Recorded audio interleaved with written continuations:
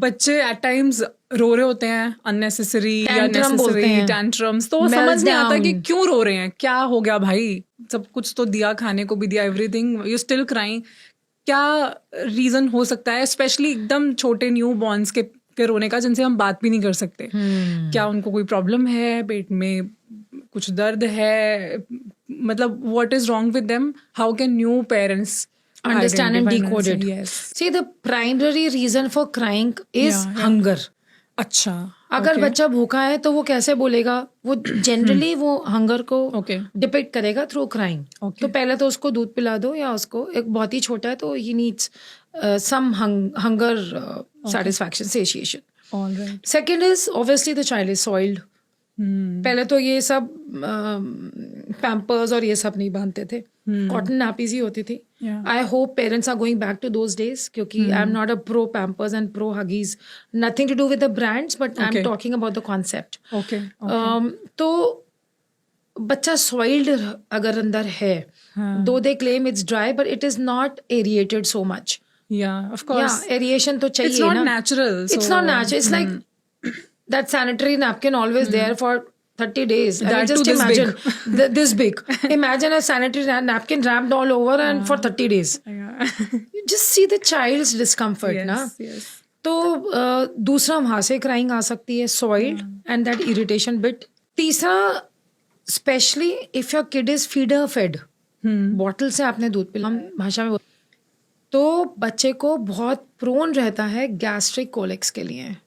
Abdomen distend हो जाता है, इसको हिंदी भाषा में बोलते हैं गैस भर जानी पेट में। Okay. तो पेट फूला फूला सा रहता है, कैशियस सा रहता है, टप टप ऐसे करो तो आवाज आती है। अच्छा। मतलब it's a certain amount, it's a very different sound which comes, you know, abdomen distend हो गया है, वो बच्चे को बड़ा डिस्कम्फर्ट देता है। अच्छा। और ये बॉटल फेड बेबीज के साथ मैंने देखा है काफी है, जो एक्सक्लूसिवली ब्रेस्ट फेड बेबीज होते हैं, जिन्हें बस माँ का दूध मिला और कुछ नहीं मिला, उनको कोलिक्स ना के बराबर या बहुत कम होते हैं। आई एम नॉट सेइंग ना के बराबर, but relatively it's way less. वो एयर की वजह से, क्योंकि साथ में एयर सक हो जाता है। करेक्ट, बॉटल की एयर भी साथ में जाती है। तो 3 पॉइंट्स ये हो गए। और चौथा, माँ को बच्चा रिफ्लेक्ट करेगा, माँ परेशान है, स्ट्रेस में है, तो बच्चा उसका बिहेवियर रिफ्लेक्ट करेगा through frustration. Really? This Yes, happens? 100%.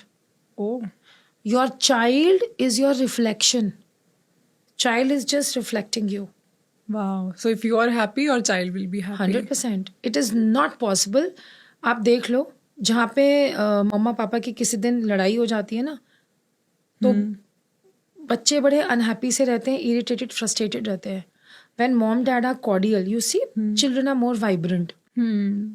It's not कि वो सोच रहे हैं आज वाइब्रेंट रहना, आज अनहैप्पी रहना, वो एक energetic Energy, atmosphere, influence, vibes. Vibes, vibrations, vibes is vibrations, right? Vibrations is energy. तो बच्चे सबकॉन्शियसली सब कैच करते हैं। A frustrated mom is a frustrated child. A calm mom is a calm child. A calm dad is also a calm child. And एक और चीज ये भी होती है कि बच्चे को अटेंशन चाहिए। अब बच्चे ने दूध पी लिया, बच्चा लेटा हुआ है, अब बच्चे का खेलने का मन है, मम्मी थोड़ा सा बिजी है, ऐसे ऐसे हाथ चलो मम्मा का, रुक जाओ भी। बच्चे को आपका फिजिकल टच चाहिए, बच्चे को गोद में चाहिए, या you know, the child wants that attention on them. Then also they can seek the attention. कैसे बोलेंगे, बोल तो सकते हैं, hey bro, come on mom, so वो रोकर ही बोलेंगे। आई थिंक फिर वो नेचर बन जाता है, वो बच्चों को फीड हो जाता है कि if I cry somebody will come and pick me up, play with me. And हम कॉलेज में और बड़े होके हम बोलते ना, इसकी तो बड़ी अटेंशन सीकिंग पर्सनालिटी है। This person does all of this because he or she is seeking Attention. because he or she is seeking attention. वो Yes. seeking attention यहीं से आ रही है। It just keeps on building. वो personality का trait ही बन जाती है। कितना कुछ छुपा हुआ है ना। I know. It is very deep. और मैं ऐसे थिंकिंग में चली जाती हूँ जब आप बातें करते हो, क्योंकि मैं I start relating it with someone. मतलब मुझे याद आ रहा है अपना एक फ्रेंड जो काइंड ऑफ अटेंशन सीकर हुआ करता था, और उसके पास्ट में मैं गई तो उसके both his mom and dad used to be working parents, और क्योंकि वो घर में कभी कोई मिला नहीं तो hence he became an attention Attention Sikar, seeker. तो वो कितना वैलिडेट हो रही है साथ के हाँ, तो इस केस में अगर आज की डेट में तो सारी वर्किंग है मॉम्स डैड, तो अब आपको एक ऐसा सिनेरियो क्रिएट करना है कि आपका बच्चा अटेंशन डेफिसिट ना सीख करे. कैसे कर सकते हो? वर्क प्लेस से एक फोन कर लो, एक वीडियो कॉल कर लो, हाँ बेटा क्या कर रहे हो, क्या कर लो. बच्चे के साथ टच में रहना है ना, माइंड के साथ टच में रहना है. फिजिकली आप दूर रहो. Every 1 hour you keep on checking on your child. Your child से मेरे पीछे ही छोड़ते 24 घंटे चिपके रहते हैं. अटेंशन बहुत मिल रही है बच्चे को. क्वालिटी टाइम जरूरी नहीं है कि 24 घंटे साथ हैं, बट अगर दिन में 4 घंटे भी साथ हैं तो वो क्वालिटी टाइम स्पेंड किया जाए. आप वीडियो कॉल कर सकते हो, आप फोन पे बात कर सकते हो. This is 100 ways of, I mean, this age, this time and age, you can't say कि I am not connected.